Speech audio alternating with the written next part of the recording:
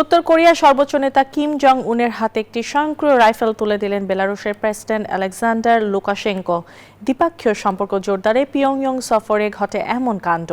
অস্ত্রটি আত্মরক্ষার জন্য ব্যবহারের পরামর্শ দেন লুকাশেঙ্কো। উপহার পেয়ে বেশ উচ্ছ্বসিত দেখা যায় সর্বোচ্চ নেতাকেও।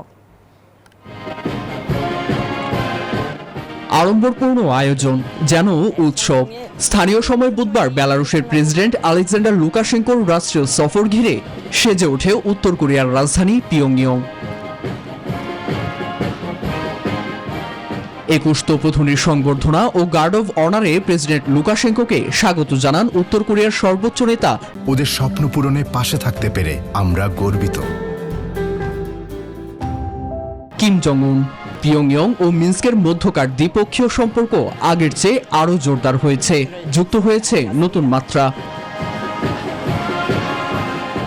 আনুষ্ঠানিক আলোচনার আগে সারেন সৌজন্য সাক্ষাৎ, করেন উপহার বিনিময়। এখানেই চমক, পিয়ংইয়ংয়ের অস্ত্রভাণ্ডার পারমাণবিক, রাসায়নিক, জৈবিক অস্ত্র এবং আধুনিক ব্যালিস্টিক ক্ষেপণাস্ত্রে সমৃদ্ধ। এরপরও মিত্র কিমের হাতে তুলে দেন একটি স্বয়ংক্রিয় রাইফেল, পরামর্শ দেন আত্মরক্ষায় এটি ব্যবহার করার, যা পেয়ে বেশ উচ্ছ্বসিত কিম। এছাড়া উপহারের তালিকায় আছে ভদকা জাতীয় পানীয়।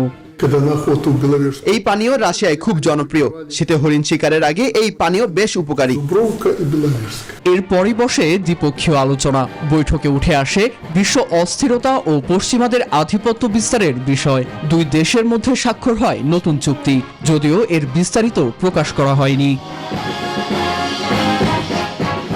নীরব দাস, নিউজ 24।